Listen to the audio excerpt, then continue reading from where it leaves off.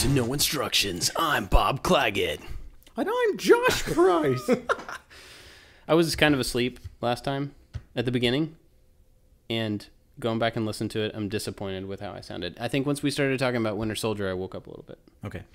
So I'm going to try to be more awake. I've had a whole lot of coffee all throughout the day, and so I'm going to try to be more awake. And we watched Winter Soldier. We did.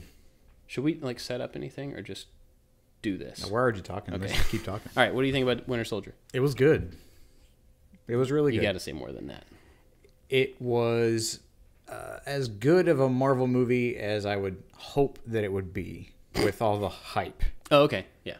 Fair enough. So, we watched Ant-Man. Mm-hmm. And Ant-Man's it's a fun movie. But on the scale of superhero movies and action movies and how gripping it is, Ant-Man it's fun. Right. Yeah. Winter Soldier had all of those other adjectives, as you would hope it would have. Yeah. It was I feel like it's a suspense movie. That's what I told you ahead of time. Mm-hmm. I think it's less of a superhero movie and more of a suspense, thriller. Thriller. That's the word. A thriller?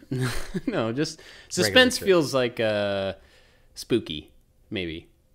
But thriller is like spy thriller. Yeah, somebody told me that it was a spy movie, which I'm all about. Yeah. It had Robert Redford in it, so automatically you have that spy games kind of feel, so it lends itself to that genre. But it was really good. I'm glad that I finally got to watch it. Good. And again, I wasn't anti-watching it, and I was happy that I did watch it. And there were parts in it. I think I remember I turned to you and go, "Oh, that's because of that." In the next movie, I don't remember what the point is, but I think that there was maybe one little spell in the movie where I'm like, "Oh, okay, that makes more sense now." Where Falcon's origin story. I didn't know that. I just assumed he was some guy with a cool suit. That he showed up one day. Yeah, hey, that's neat. Just like any other random superhero. Well, the whole shield exploding and falling down and not existing anymore. Mm-hmm. Had you even noticed that was a thing in the universe before you saw it happen in that movie? Well, because they don't really lean on that very hard. No. I was trying to remember where in other Marvel movies I had seen the what are they called? The hovercraft? The hover aircraft carrier? Yeah, helicarrier. Helicarrier. Because that's in another movie. I didn't remember which one. And so I was at a weird disadvantage because I was trying to remember where in the totality of the MCU in the timeline this movie fell. Because I was like, they've been on a helicarrier before. I'm like, but the 3 helicarriers they had were all smashed up. I was like, was it a secret one? And I couldn't remember which movie it was in. And so that I had to kind of turn off and just enjoy this movie. Right. So now I had to kind of go back, or I have to, because I haven't done it already, figure out where it played in. I think that was in the first Avengers movie, because I remember them, the Avengers getting together and having the, puffing up their chest conversation with each other, and they were on one of those, and that would have been in the first Avengers movie, I think. Yeah, because, Banner was there, and he was, that's when it was. Okay. What are we working on today? What are you working on? We are building Lego today. Legos. I'm saying Legos. Legos. Go for it. Doesn't matter. Whatever. I'm going to delegitimize this podcast already because I put an S on this word. That's fine. Multiple sets of Legos. It feels like, okay, there's this, all the people that scream about that and go, it's not Legos, it's Lego. The fact is, Lego is a made-up word. Yep. It is a combination of 2 separate words stuck together to make the name of this brand. So there's no, proper English. It's not even an English word, and it's not even a word. You know what I mean? But I do get the one argument that Lego is the brand, and that brand makes bricks. I get that, totally. So it is a Lego brick. It's not like you went to Applebee's and you ate an Applebee. Okay. You ate an Applebee's. But wouldn't you say we went to eat Applebee's? Yes. But again, I think that's colloquial. And I don't think that that's right in anybody's mind either. And we should not be eating at Applebee's first and foremost. Well, that's true. But I get the purists. I get it is a Lego brick. So we should identify it properly. But wouldn't you shorten that? If you took the brick out of the word, wouldn't you short that to Legos? In most circles that I know, yes. Okay. Anyway, that's a fight I'll have all day long because it doesn't, not with you, just with people that complain about it. Because right. We're building Legos today. Yes, Legos. We're gonna own it. What are you building? I am building this is my birthday present from Bob, so thank you, sir. Mm-hmm. I'm building the Brickheads Back to the Future set that's got Marty and Doc Brown holding up to the camera. If you're not watching video, there is a video version of this, so you can see what we're actually working on. We're gonna try not to make it necessary, so you can still listen to us jabber without having to see it. But if you want to watch it build or see what the kit is, then you can watch on the YouTube channel. I'm building the Tron Legacy. This is a Lego Ideas number 21 light bike set, which is super dope because I love Tron and I love Legos. Are you a member of the Lego Ideas? I am, but I don't ever go on there. I was. There we go. All right, just dump that out. I joined that when it was called something else. What was it called before Lego Ideas? I don't know. It was like started with a K. It was like Kuko or Kooky or something. I don't know, but it was called something else before it was called Lego Ideas, and it was a community.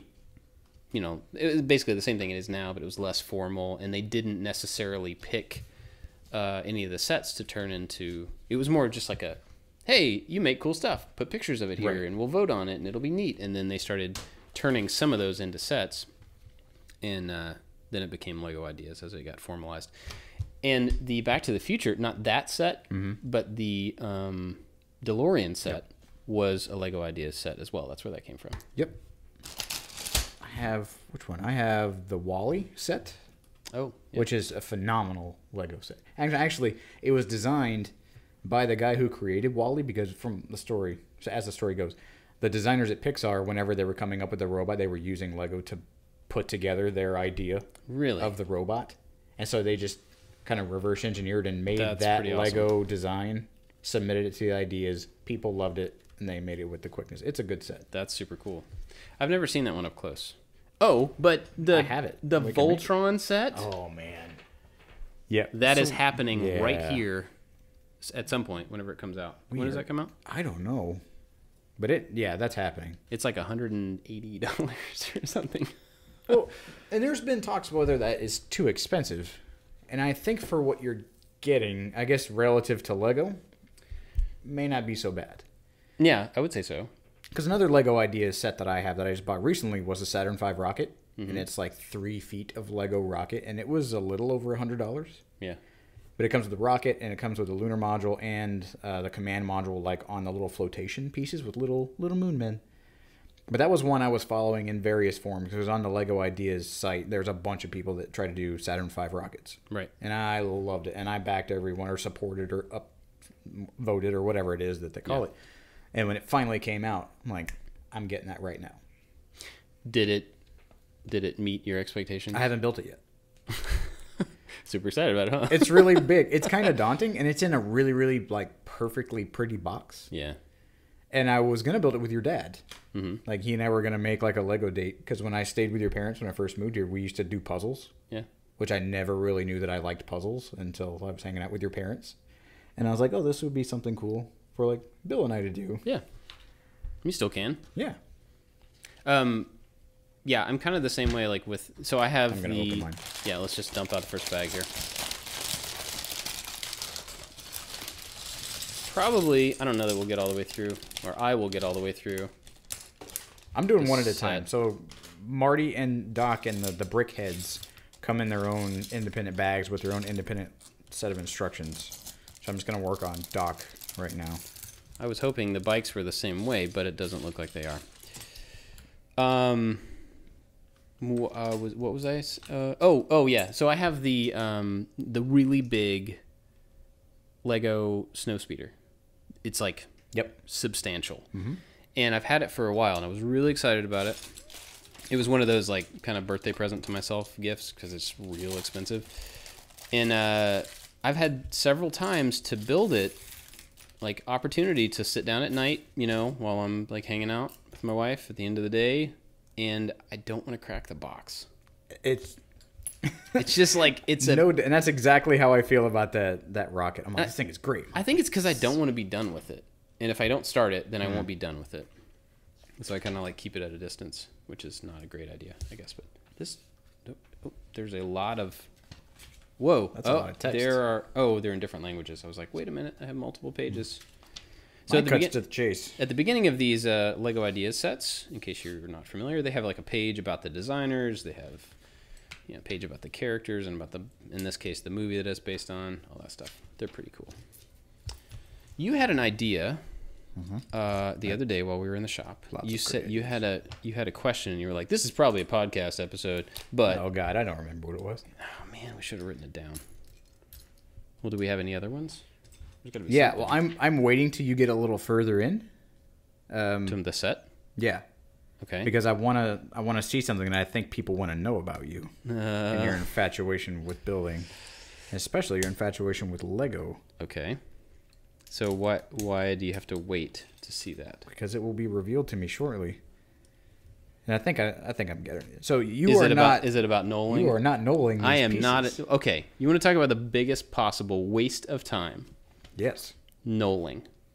Explain what knolling is. Okay, so for people who don't know, this is the process of laying out the components of a project, in this case, a Lego set, laying them out in a super neat, fully organized way so that like all of the ones that look like this are together and they're all lined up and they're all... I think that makes sense if we took all of the bricks that I have, which is like in the tens of thousands of numbers. Mm-hmm. If we dumped them all into a big basket and then we're like, okay, let's make the Tron bikes. Maybe that makes sense to break them up and to organize them in a way so that you can find the thing you need. Modern Lego sets come in numbered bags. And you open bag number 1 and then the minimum number of pieces necessary are in front of you. You build that bag, then you open bag number 2. It is a lot more compartmentalized, I feel, now than it used to be. It didn't always like be like this, but I don't know, to me, like, some people enjoy laying those things out, and so that's the fun thing for them. Right on, more power to you. But for me personally, it's only like pushing off the thing that I actually want to do. So see, I think I have a foot in both camps. Is the argument against it, or the wastefulness of it, I guess, for time. I kind of like the thrill of the hunt with these pieces. And if you play with Lego long enough and you have like a big bin and you're looking for, the 1x2 or the little like joystick type thing that has like the single stud, those are at the bottom because the smaller pieces are going to shake down toward the bottom of your bin. Right. And so I've always found that finding that particular piece, like that diamond in the rough, is just as rewarding as putting it where it needs to go. Yeah. And so it's kind of like the Where's Waldo of pieces. Like you have this whole just mess of stuff, and to be able to kind of scan over it really quick and like bam, like find the piece you need, I really felt that was super satisfying. And so by knolling, like you're kind of taking that away. But I'm a very OCD type person, and so there are things in life that I absolutely want, I guess, knolled. Right. Like I would take apart components for like scuba bottles or take apart stuff for helicopters, and to put it back in the same order that it was taken out, like it makes logical sense. Like I took out the screw and then this and this, and I would lay it out in kind of a sequential or chronological order from when I removed it so that I could put it back in the same way. Yeah, that makes sense. So for something like that, it has usefulness. But for this, it's the love of the piece and finding that little piece and then getting frustrated. They're like, they forgot to put a piece in here. And like, no, it's just upside down or it's a different perspective. You have to look at it differently. Yeah. And I honestly don't ever get that frustration of like, I can't find it. It's just part of the process. Like it's kind of...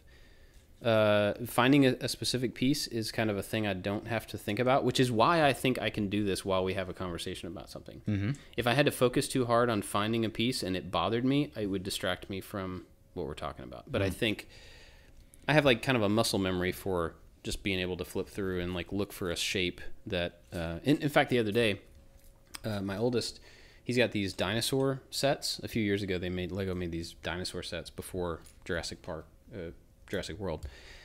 And so he now wants to remake these sets. And it was really interesting because I just wanted to spend time with him. So we sat down at our big Lego table that I made on YouTube, and everything's dumped in it. And he had in the back of the instruction booklet, it has a picture of all the different pieces in that set. Right. And so we were looking through this giant mass for these pieces. And I found that I was having a conversation with him, and it was a great way to spend time with him.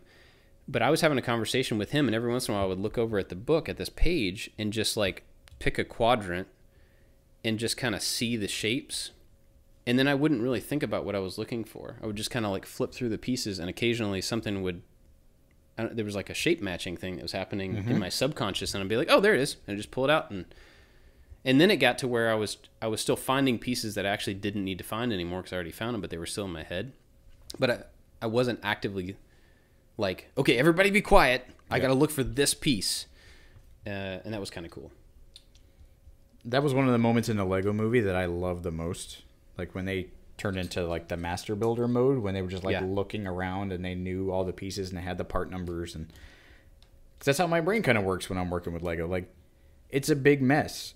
It's a huge, like, depending on the set that you're working with, it's a big homogeneous kind of bundle of garbage. Mm-hmm. And then you can zero in on that one that you want. It's really rewarding. I like it a lot. This set comes with Clue. No, this is Rensler. I was getting ready to say, I was wishing it was Rensler, but it is, because it has a little Tron symbol on his chest. That's so cool. The little things. The little things. Oh, and he's even got the double identity discs on the back. All right, so let's jump back to a movie real quick. Before, a few months ago, you had never seen Tron Legacy. Or you'd never seen the original Tron. I had seen the original Tron. It was just, I saw it a long time ago. It's like The Last Starfighter. Like, I've seen it. I remember really, really liking it. I remember it being a thing, and then I haven't seen it in 30 years. So what was your reaction to Tron Legacy without having like the lifelong connectivity to the franchise? Because I went into it, skewed. I loved the original Tron for all of its problems and all of the age that it has now. I was so excited when Tron Legacy came out, and I loved it, even though a lot of people hated it just because it was like a perfect continuation of what I had loved as a kid. So what was your? I liked it. Yeah. I mean, when I go into a movie, one of my, I'm gonna say core, like, not a belief, but requirement for a movie is I have to believe it. Okay. Like, take me to a galaxy far, far away. Like, put me in a situation that is completely crazy because it doesn't exist or it's inside somebody's mind or whatever, and paint that picture so that I believe you. Because if I don't believe you, then what's the point of me sitting there? Like, you just did a bad job. If I'm not, like, taken from my seat and put into this magical story, and I get it, and I believe it. Right. And that was a movie that I believed. It was completely fantastic and nonsensical, and no way that could actually happen in any kind of sense of the word. But not yet. Exactly. Yeah. But I believed it. They painted a story well enough. Oh, that just looks silly. That I was along with all the characters. I got their woes. I got their motivations. It was like cinematically, it was a beautifully shot movie. Yeah, like the color palette and everything, and it was just gorgeous. I really liked it. Cool. A lot of people really didn't, and I don't know if that's because they were expecting something else. Well, and that's what I was worried whenever you said that you had really, really high hopes because you had such deep ties to the franchise in your head, because that can be really dangerous sometimes. Yeah, totally. And I think that's where some of these diehard angry Star Wars fans now kind of are. Yeah. That it's so ingrained and it's not meeting their expectations that they go on Twitter and angrily scream at actors. But it couldn't, right? I mean, there's no way that anything could meet. The further you build it up in your mind and the further you are attached to something, like, the less likely it is that anything could meet up to your expectations. Mm-hmm. And then when you put 30, 40 years in the mix of that expectation being built and it getting deeper and deeper into somebody's, like, pop culture and, how they relate to things, it's attached to their childhood. I mean, I kind of get, like, why people don't like the newer Star Wars, but I think they're wrong. Because I've accepted the fact that they are a different thing, personally. And that's... Man, this is the solo conversation. No, this is going to be the prequel conversation. Oh, okay. I did not like the prequels, but I understood the prequels. I got holistically, strategically, I got it. I don't want to watch them again. Yeah. Yeah. Wait. Okay. So explain that to me. You got it. What do you mean? What did you get? So you went to go see, Star Wars like the couple days after you were born. I did. Right. Yep. Those movies, as a child, for you, like got you hook, line, and sinker. Mm-hmm. You go to McDonald's, you play in the playpen, right? It gets you early and it gets you often. The primacy you have as a kid, the things that you enjoy, the things that you share with your parents are the things that are going to hook you forever. And so to maintain, I think, relevance and legitimacy, they have to hook a younger crowd. Their parents are not really going to like it, right. But those kids are not going to understand why their parents don't like it. Those kids like Jar Jar. Jar Jar's silly and funny. Yeah. And there's the guy with the red face. Like, Deacon loves Darth Maul. Yeah. Darth Maul didn't fit in anywhere. I mean, he kind of does now.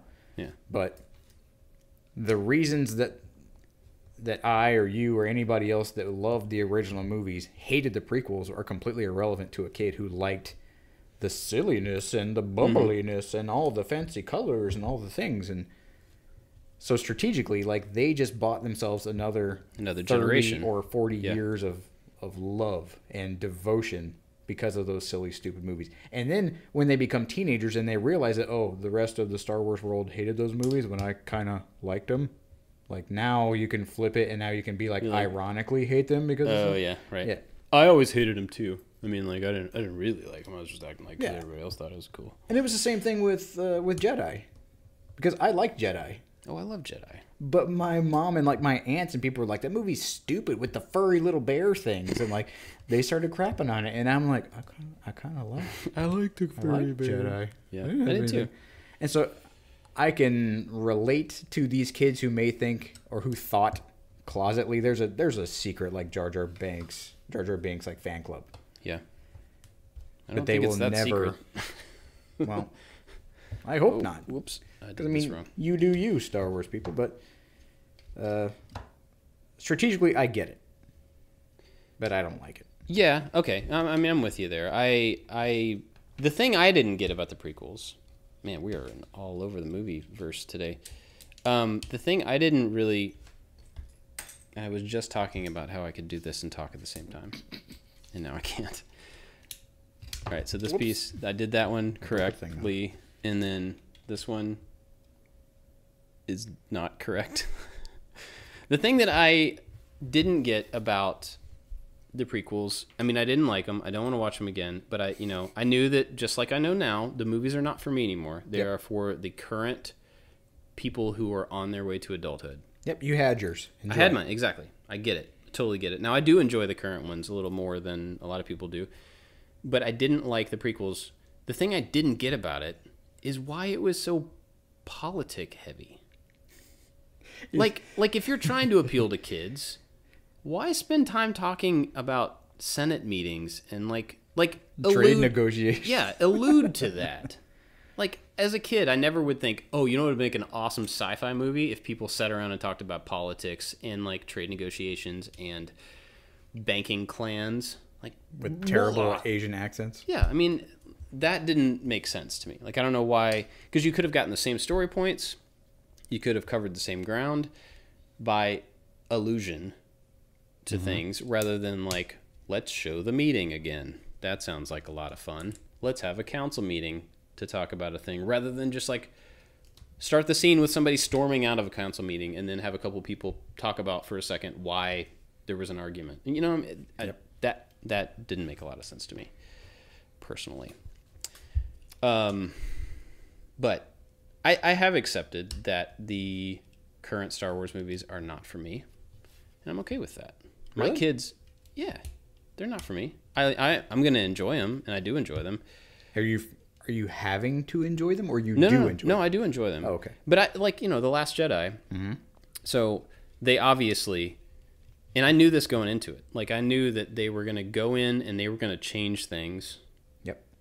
And I actually called the whole like, they're gonna wipe out the Jedi thing like way before it was even titled that. Before it was cool. Yeah, I call that because I said like my whole thought was to keep this franchise alive, they've got to kill off some of the old stuff. They're going to obviously get rid of the cast, the original trilogy cast. And so part of that means getting rid of some of the tropes. Like, you've got to be able to expand force capability so that there are new crazy effects to be had. You can't just continue to show the same things. And part of doing that means you have to break some of the rules around what Jedi and Sith can do.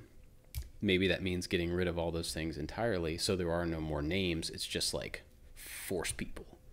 Yeah, Force people that like now aren't tied to, I've got to be celibate, I've got to be alone, I've got to be angry. It can just be like, hey, I've got these crazy powers, and I am going to take them as far as I want because I'm not bound to any like religion or any, you know, I don't have a master. I can just be a Force person.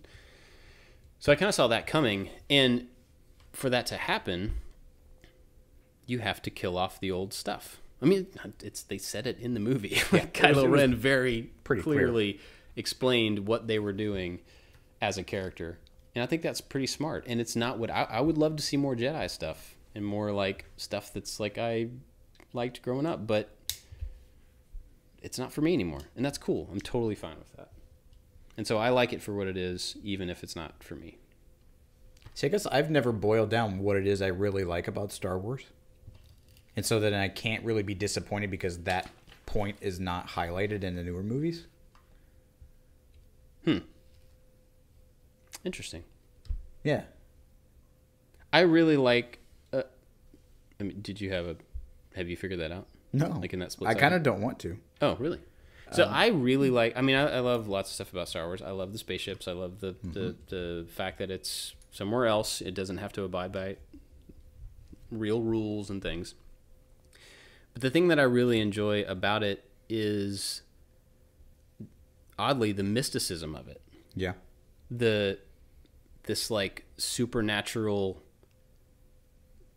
the Jedi stuff, and like, I don't know, I think it's a really cool idea, and that's the thing that I like to see the most, is like anytime they've gone into the history of like where it came from or how somebody, you know, made an advancement in it, or like I would love to hear the full backstory, but that would also kind of break some of the magic of it too.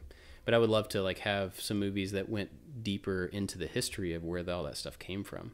There was a rumor about what The Last Jedi was going to be, and it was based on some old comic that's not canon anymore. But it was something to the effect of the Force came from a tree. Ooh. And so there was this tree, and it was supposedly on that island that Luke was on. Mm-hmm. That's where the original Force tree was. And maybe that was the tree in the... Force tree. I don't know. Maybe that was the one that got burned down. I don't know. But there were... I don't remember the whole thing. But there's something about like a tree, and that's where the Force came from, and there were two babies that were born at this tree, from the tree. I don't know. And one was good, one was bad. And so they ended up kind of going down the paths and creating the good and the you know, the light and the dark and all this stuff, but it all came from that tree. And so part of the rumor was that they were going to circle back to that tree on the island, and Rey and Kylo Ren would be the new unbridled forces of good and evil, light and dark. We're going to meet at that tree and kind of become the same thing, or become, I don't know. It got really cloudy because obviously it was a rumor and it didn't happen. But I thought that would have been cool, because it would have gone like super deep into the where did all this come from.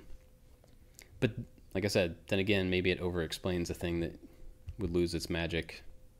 You know, if you get to see the trick from the beginning, maybe it's not really that interesting. So, and obviously they didn't do that. I'm doing this wrong. Wait, is that it? I think that's it.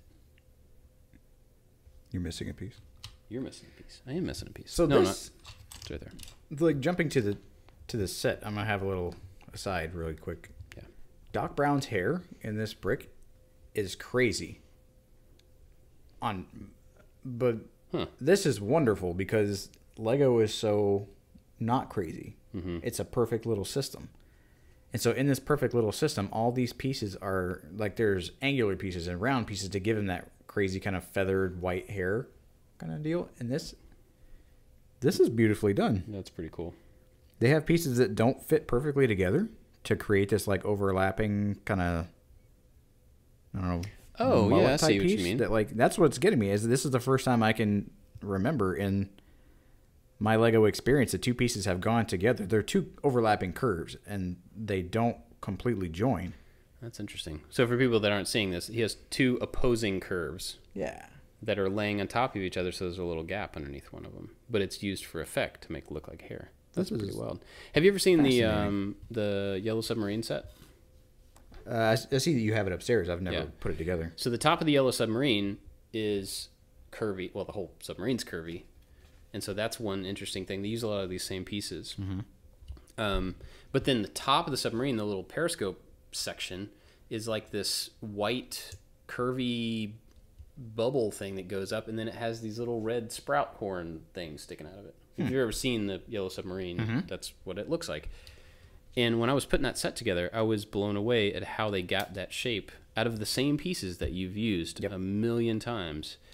But as a vehicle, it's an entirely different like structure than anything else I'd ever built, because it's curvy from front to back on multiple faces. You know, it's not like it's flat sides and it's curvy on the top. It's like curvy all over, and then has that weird little cloud thing at the top. And it comes on a cloud like platform, which I guess is from the cover. I don't really remember. But so it's a combination of several interesting pieces to make that happen. I've got the base done. That's all that bag was, which is not terribly interesting. Oh, but it acts as like a game grid too. Look at that. Mm-hmm. So you can put your little guys in their little thingies. So this, like, I've never been all that attracted to the brickheads because they have like the characters from popular movies, and they have this very specific, like the Canadians from South Park type style. They look like they would have the floppy heads. But this is really cool. I'm gonna do a tie-in. You ready for this? All right. I would not expect, and as I'm putting this together, I'm like, what in the world am I doing with these Legos right now? And it's this perfect kind of mess that I would never imagine. And this does not fit into my realm of Lego satisfaction, or at face value wouldn't.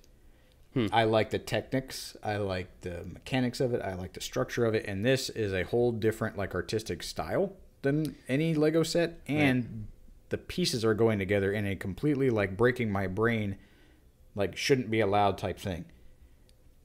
And I think that's why I purposely don't try to look at Star Wars for the thing that I love the most about it, because if they want to go in a different direction, if they could care less about the Skywalkers, and they want to tell me about somebody completely new, like, I'm all about it.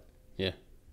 Let's go. Because and just like these Lego bricks, like it's a little weird, but I'm appreciating every little thing that is happening here, and I'm studying this goofy little 3-inch by 2-inch little mass of just crazy pieces, because this is not what I would expect at all out of a set of Legos. But I'm digging this. Now, do you think something like this would inform how you would build something? Like, is there anything that you could pull from this and how you would build something in the future? For me, I know that if I were to think about it that way, I would have to build a whole bunch of those. Yes. Before I picked up a trick or picked up a construction method that I could end up like using again. Well, I think the hair is really what's catching me right now. Is I'm not even done with his head. I still have the left side or the right side of his head to do. But this just like chaotic pattern is something that I don't even know how somebody came up with this. Like studying it deep enough to try to even replicate it, but know that it's possible. Like, this is just cool. Yeah. I would have never been able to come up with this on my own. Like, make hair. Like what white crazy hair? Yeah, like you would minifig hair. Minifig hair is a mold. Like you can design that. Right. It's got little spikes, but no, make hair out of square blocks. And both of these guys, like Marty does. Marty's got a little like swoop, little crew cut kind of deal. Got the swoop. And this is something that this is completely out of my realm of normal for Lego, and I like it. Huh. My wife and kids gave me the little Han Solo brickhead, and he's got different hair too. Oh, really? Because he's got, like in the movie, he's got the little side flops. Yeah. Or whatever. The feathers. Yeah. He has that. I'm going to dump out the second bag. Ooh, I like the wheels. Cool. All right, what else do we have to talk about? Wheels. Oh, those are cool. Yeah. This reminds me of the like early '90s space sets The red. Yep. with that like neon you can see through. It doesn't have any of the big tall antenna. Lots of discs and lots of little pieces. I love the integration from like the technology with the studs into the normal Lego sets now. Yeah. How you create foundations and kind of moving pieces. Yeah, they used to be super separate. Mm-hmm. But I'm glad they're not anymore. Smart. Whoa, I've never seen that. It's weird. There's always like these little, there's like little unique. That seems like a weird piece. That almost looks like a messed up piece. Ooh, what is that? I don't know. It has a little micro stud or something. I've never seen this. And I've noticed more and more lately in the sets. Maybe not in this one. Well, yeah, the orange. I'm trying to hold this up to the camera. They put in blocks that are or bricks, not blocks, bricks that are the wrong color if they're hidden. Have you noticed that? Yeah, this guy did it. There's like bright green and pink pieces. Why? I mean, it's fine. Maybe they just have like a surplus of them, and because it's like a hidden structural member, like just throw them in there. Yeah, that's true. I guess I'm thinking of them producing a set at a time, or the pieces for a set at a time, but I guess they're probably just producing pieces and then packaging sets from those. Somewhat. I guess it's a combination because, like, all these with screen printing have to be produced. Have you ever seen the documentary about the Lego production process on Netflix? It's super cool. Actually, I think there's 2 of them, but the one I saw was really cool. This little piece that is overlapping his, I'll do air quotes, ear, that is crazy. But that's really fun. So there's one place when we lived in Europe that I did not get to go. I did not get to go to Denmark to go to the Lego World Headquarters. And whenever we left, I think like a week later, the guys that I was with went on a trip. Naturally. I've got a friend that went to the college that I went to. We met after I was out of college, but he went there. And he is an amazing illustrator. Like,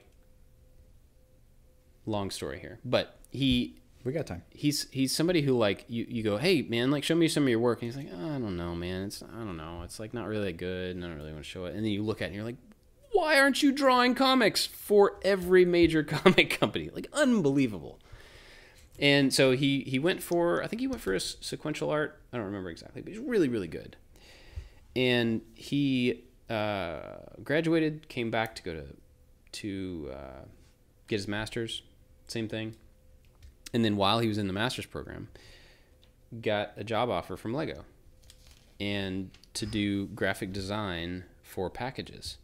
And so he decided to leave school, and like they were like, I don't know, maybe we'll do it for a year or something. We'll go over and just see how it goes.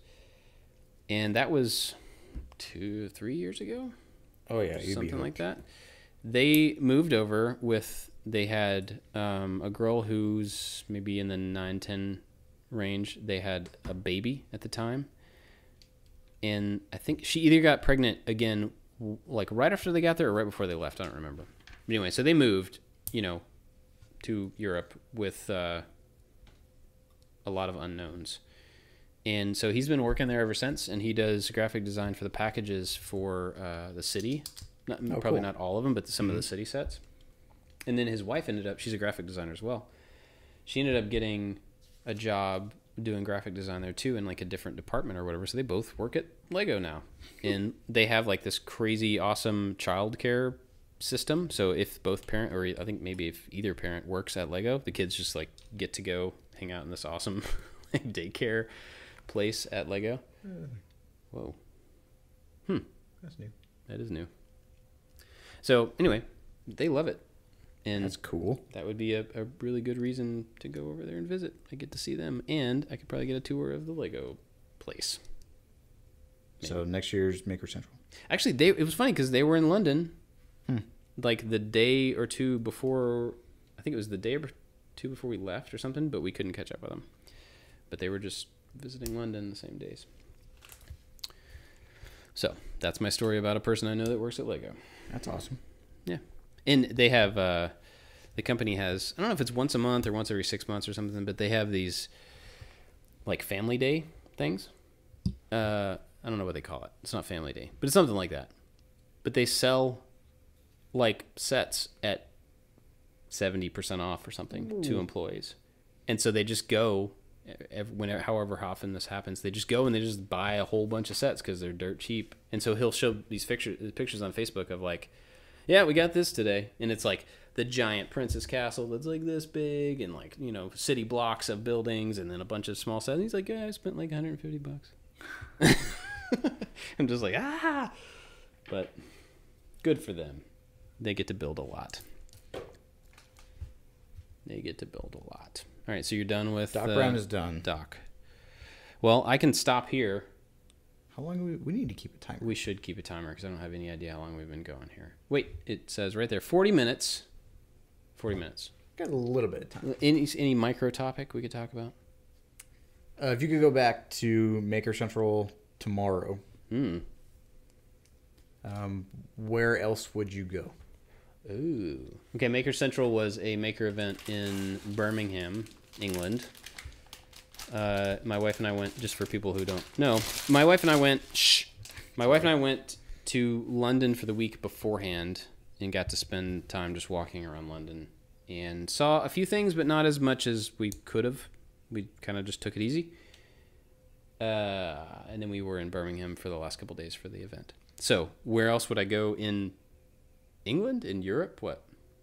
I'll say, well, either one, because it's just as easy to get from the lower half of the island in the United Kingdom to the upper half as it is to go that's true. From London to anywhere else. True. I don't know. I mean, that's kind of like, I would like to see it all. Is there something that stands out? Not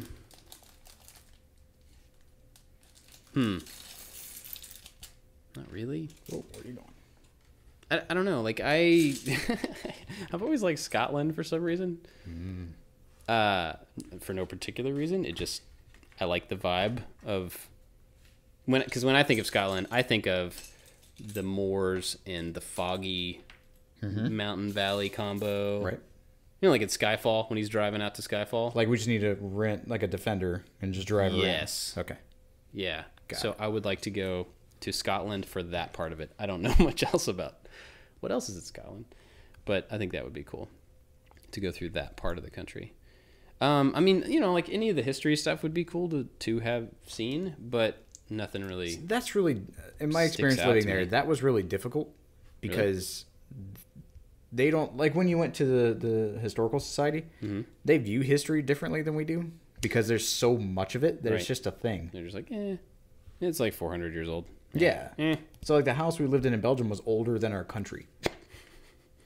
That's pretty awesome. 4 different types of brick on the outside because it had been bombed in all these different wars, and just build it back up again. Yeah. And so I don't want to say they take it for granted because I'm sure that there is a lot of national heritage and pride, but we don't get that here in the States. And the things that are historical, like we make the Park Service be in charge of it and charge people money to go see it. And to where there, it's that thing over there. So it was interesting. So that you were talking about the Royal Society. While I was over there, I got invited by Brady from Hello Internet and a bunch of other stuff. Brady's super busy.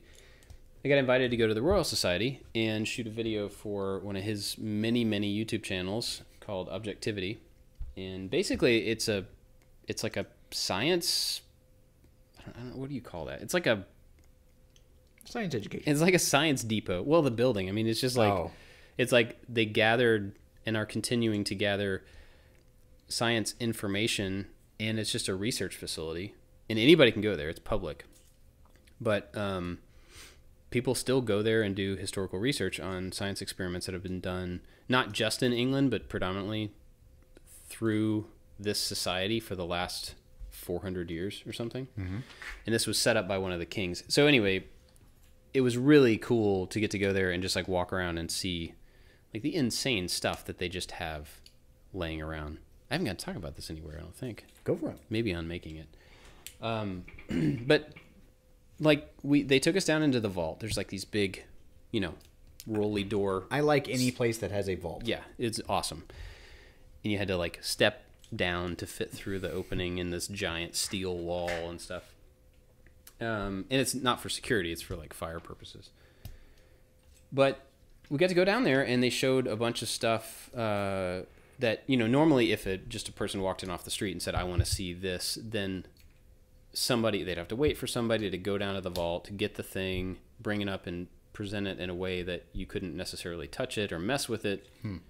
But you could still get access to it for the most part. But anyway, we got to go down there and just like handle stuff. Yeah, I've seen those. And so the one thing we didn't get to handle, because I didn't really want to handle it, but they brought it out and showed it to us, was Isaac Newton's death mask.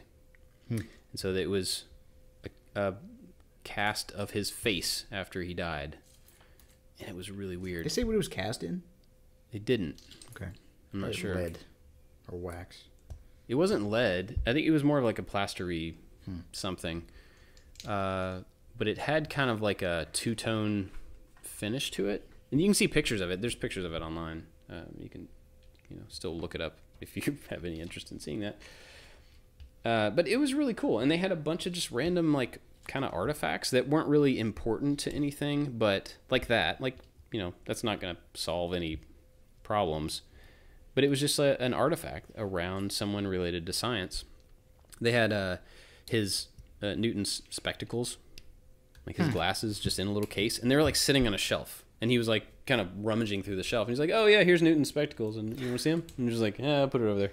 It's like he's some like eclectic time traveler that just has all of his treasures. Yeah, it was crazy though, really wild. And this big ledger of it was this book, and there's a specific name for it I don't remember, but it's like a sign-in book for every year they add fellows to the society, and so it's a list of people that were added, and then there's the president. Every time there's a new president of the society, they always sign it, and then every time that there's a monarchy change, there's a monarch page added within the book, and then everybody in the royal family signs this page.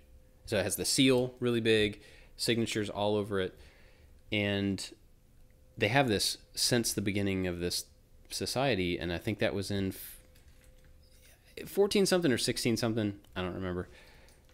Pretty sure it was 14 something, long time ago. May have been 12, I don't know. But these pages with signatures of entire royal families, pretty cool. I don't know who any of them are, I don't really care, but it was pretty cool just to see it all like written down. And then you flip these pages and it's like handwritten signatures from Charles Darwin and Isaac Newton and Stephen Hawking and just every scientist you can imagine, and then every scientist that you can't imagine that you never heard of that was really important for some reason. And they're all just in this book, and the book's not like in a glass case. They just pull it down off a shelf and drop it in front of you and like, here, flip through it and see who you can find. So you're like flipping through these pages. It's this thick vellum, and you're flipping through it. And no gloves, no anything. You're just like, and it's funny because in where Isaac Newton signed, there's people always point to it, and they don't want to touch his signature, but they point to it and they move their finger along underneath it. And so the guy that signed underneath him, whoever it was, is like getting smudged out of existence because and you can see it. It's like, so every time there's a famous person, there's always a smudge line underneath them, and they're like, we got to figure out how to preserve those people because it's not really fair to them. Dave Smith. Yeah. Well, I guess kind of back to the point, like in the U.S. archives, the Declaration of Independence, the Constitution, the Bill of Rights, those things are under crazy thick glass with special lights. The whole rotunda that it's in is really dimly lit, and you can barely see any of it. Like if you were to look at it now, compared to like the Declaration of Independence you could get in the gift shop, how everything is very legible, it's kind of bright and awe-inspiring as an American. Like you look at the actual document, and it's barely there. And so for someone to be able to do that with a document that is 300 years older. Yeah. And it's not parchment. Like, so from my understanding, the Declaration of Independence was on parchment paper. which is not a very durable paper anyway. It gets really brittle, dies out. Parchment's like animal skin. Parchment paper is really thin. Well, I don't know what it's made out of, No. so I could be totally off base. But the paper that all of this stuff was written on in England was a vellum-like, really thick pages. Like, I obviously didn't try to tear it, but I think you would have trouble trying it. Let me check this out, Brady. Like, rip! But I think you would have trouble, just you would have to work at it to tear it.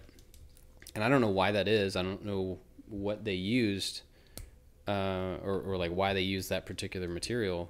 But it was holding up really well in all the documents that we saw. And that's pretty cool. Because that stuff's staying around, even with as careless as they are about people touching it. And they also have this thing there.